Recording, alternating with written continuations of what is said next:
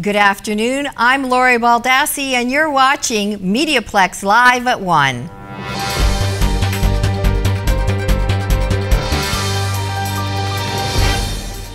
St. Clair College students are feeling the effects of an impending strike. The union representing all 24 of Ontario's public colleges has set Monday, October 16th as the first official day for a strike, and opinions from students are highly divided. We spoke to two students at South Campus to see what they had to say.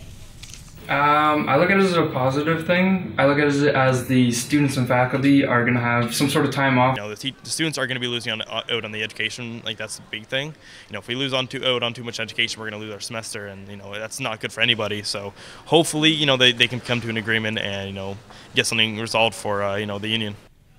St. Clair College maintains that all services in the college will remain open throughout the work stoppage. Windsor, LaSalle, and Amherstburg police are working together to keep pharmacies safer. They have received more than $84,000 in provincial grant money to create a safety plan. The hope is to better protect the 150 pharmacies in the region businesses that are often robbed, police say in the initial stage of the strategy. International Day. For the past 6 years, the world has celebrated the International Day of the Girl. And Windsor Community Partners have come together to build a dream of gender equality. Amy Bao headed to the community hub called Hackforge for the story. The purpose of International Day of the Girl is try to promote gender equality. Build a Dream is devoted to women getting more career opportunities and encouraging them to have a successful career.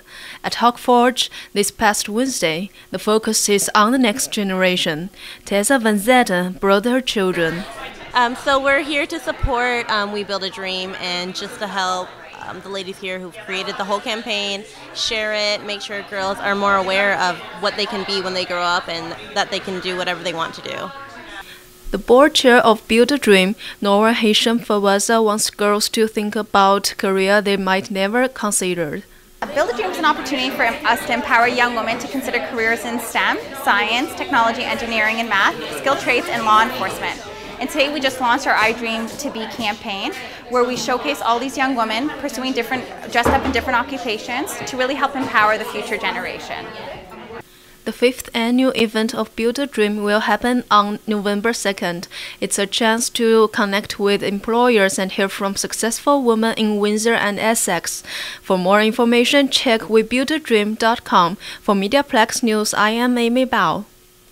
It's a new business downtown, and it's issuing a challenge to Windsorites. It wants them to get fit and give back to the city's purse. Sarita Varasi reports. For the owner of True Fitness, it is the perfect marriage between physical health and charity. Luis Mendez has created a charity team challenge that will be held October 19th. Teams of 4 will raise pledges for the downtown mission. We wanted to do an event in the downtown area that was going to raise awareness towards the issue that we're having with higher levels of homelessness and just individuals needing those extra resources for food and shelter. True Fitness opened its downtown location this summer and made a decision right away to support the community that supports it. The teams will go through a series of fitness tests, get hands-on personal training, and have other fun wellness activities throughout the day. The Downtown Mission's Jim Douglas says the funds are really needed. Their gift is going to help in a lot of different ways, whether it's to help feed people, whether to provide counseling for people with their, if they have drug or alcohol issues, or to help shelter people. The mission calls people like Donald Bell one of their guests. He appreciates everything he gets from the mission and from his community, including those who take part in the Charity Team Challenge. Oh, it means the world of, it means they have the biggest heart that I know of. Can't get any bigger than this, really. True Fitness hopes to raise $5,000 to $7,000 this year. For MediaPlex News, I'm Sarita Varanasi.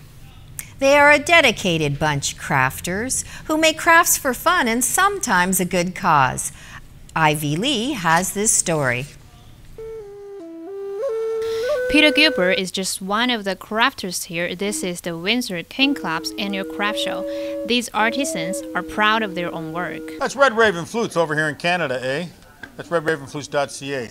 I'll give you 5 pounds of sawdust if you beat my best deal. Key members are a diverse group of men and women of all ages and backgrounds. This event was held the day before Thanksgiving. I'm Debbie Cottrell, and I am the crafter of BB bracelets and things. All these are handmade bracelets.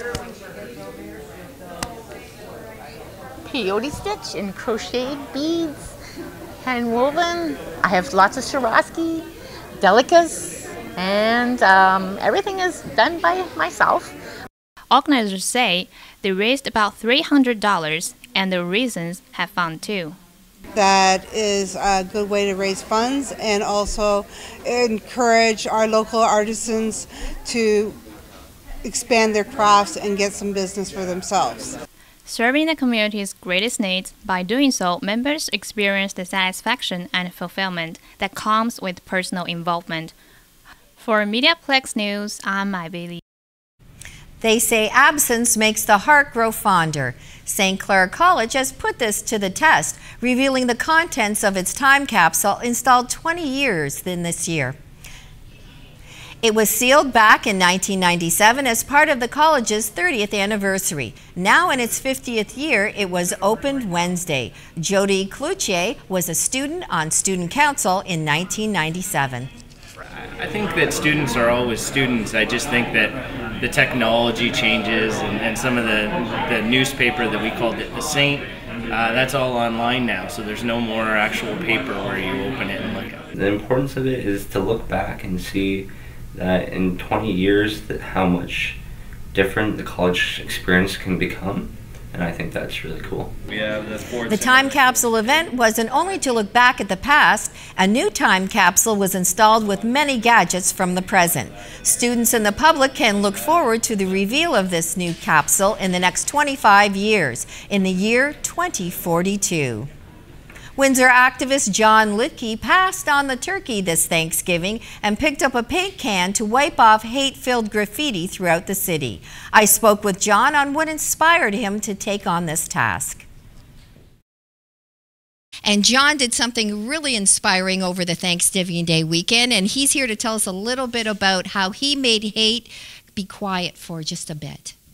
Hi, well, there were some messages of Islamophobic, anti-Islamophobic in nature that were put up throughout the city over the past 2.5 weeks. I was messaged about one of them that had been recently painted over, but the message came back overnight. So I went and I painted that up, but on the way driving there, I saw much more of these images of hate, so I covered those up as well. So what inspired you to do this?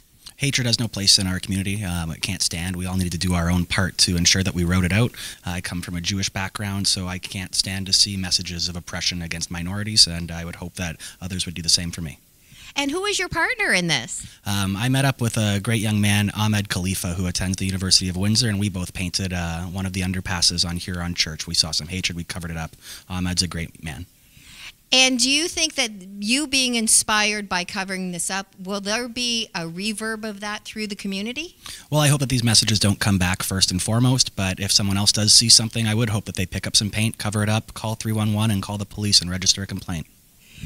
This has been John Litke doing something great for our community. Let's hope that you think about your community and involve yourself in some way. Now to weather. Friday the 13th is turning out to be a cloudy day with temperatures hitting 14 Celsius. Saturday is mainly cloudy and 22 degrees Celsius.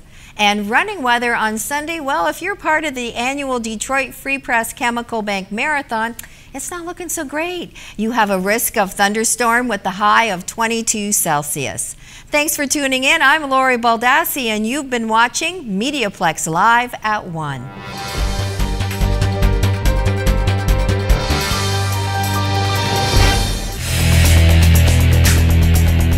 MediaPlex News Now is a production of the St. Clair College Journalism Program.